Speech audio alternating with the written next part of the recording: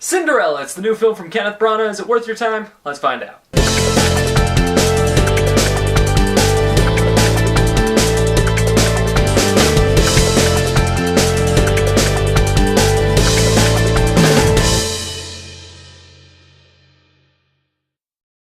Hey everybody, welcome to the Campfire Show, the show where I do the very difficult task of telling you whether a movie's worth your time or not and a deserved spot in your movie collection. As always, I am Ash, and today we are going to be talking about Cinderella, so let's get started. So Cinderella tells the story of...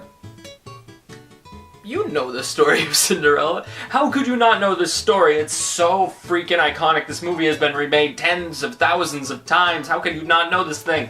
It's pretty lady, super kind lady too. The evil stepmother is a douchebag. She's all like, she meets a prince. Yay! Magic. Boom. Pumpkin. Fairy godmother. Glass slipper. I forgot my glass slipper.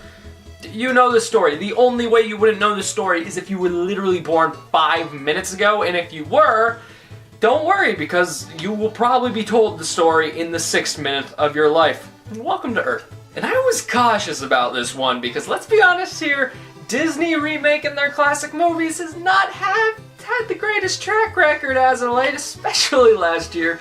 So I went into this one cautiously with those expectations. So you can imagine my surprise when I came out and I was like, that was actually really good! Because this movie is actually really good! Cinderella is finally the movie to come along and turn around what I've been thinking about these Disney remakes completely because of how it handled its story. Because this movie is different enough to make it unique, to make it its own thing, so it's not just a complete rehash of the original.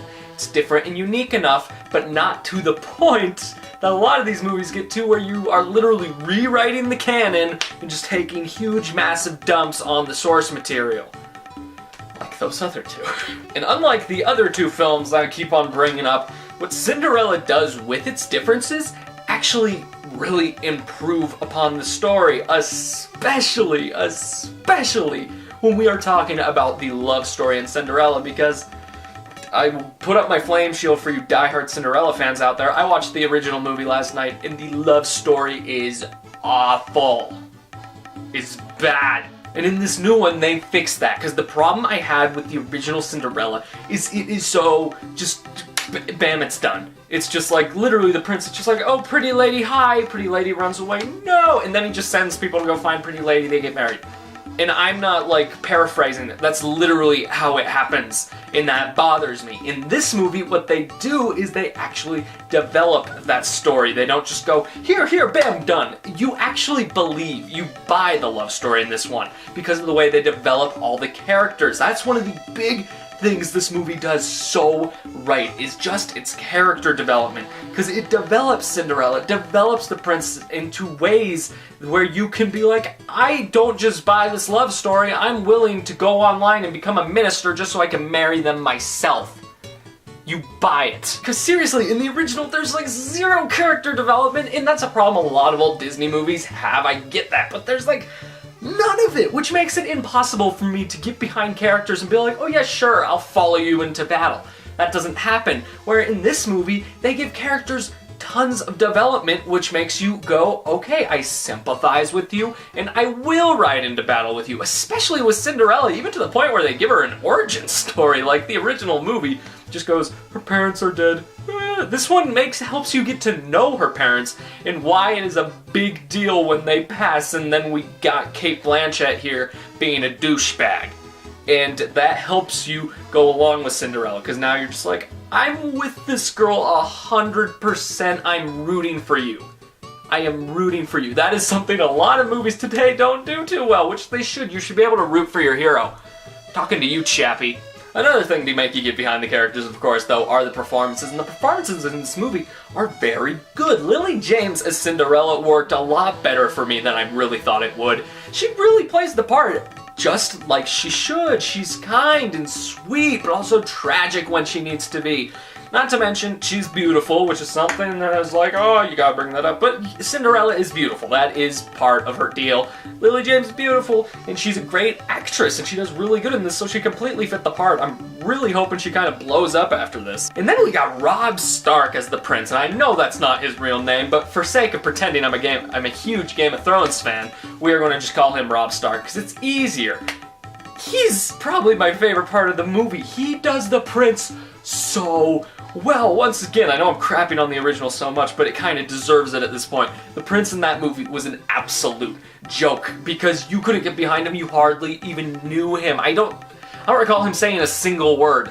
In this new one, you get to know the prince. They develop him. They actually really focus on his relationship with his father, which really worked for me. I was like, that is great. I'm now getting behind the prince. I like this. Not to mention, look, Lily James was beautiful, but this man's smile. This guy's smile is probably the best movie smile I've seen since Harrison Ford in Raiders of the Lost Ark. Lily James is beautiful, but even I was falling in love with this guy, so good job.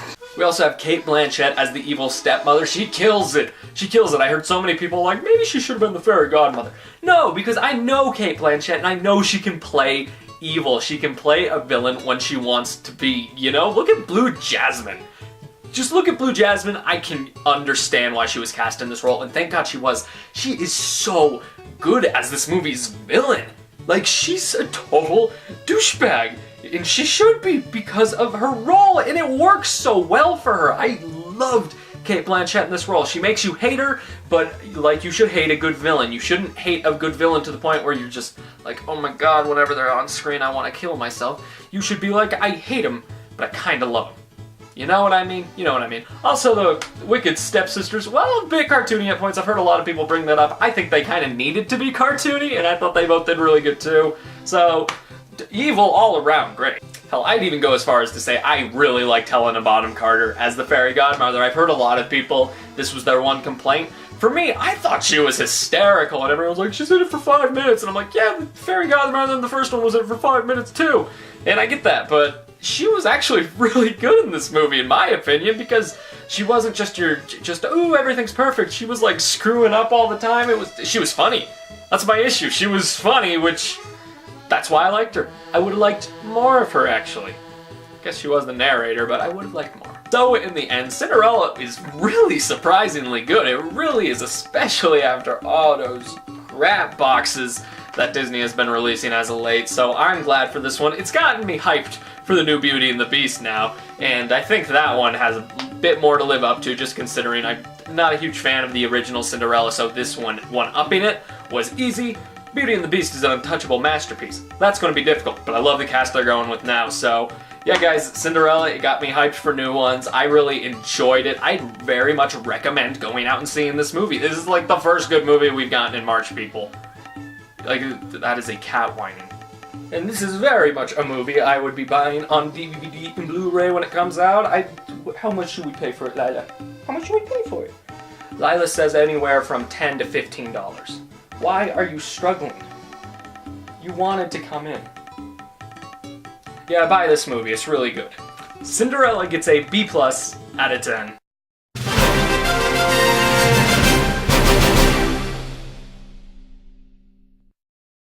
Hey everybody, thank you so very much for watching my video review for Cinderella. I want to hear what you think. Have you seen the movie? Did you like it? Did you not like it? Are you going to see it or going to skip it? Whatever your thoughts are, leave them in the comment section below because I want to hear them. And as always, guys, if you like this video, be sure to hit that subscribe button up there so you can stay up to date on all my future uploads. Be sure to hit that like button because it really helps me out, and be sure to leave a comment because I love comments.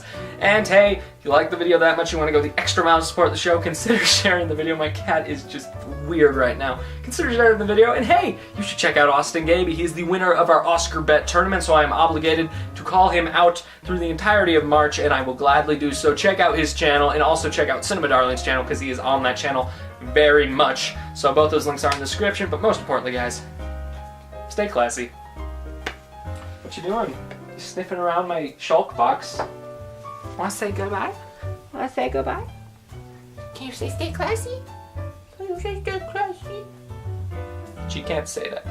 She can't speak English. Idiot.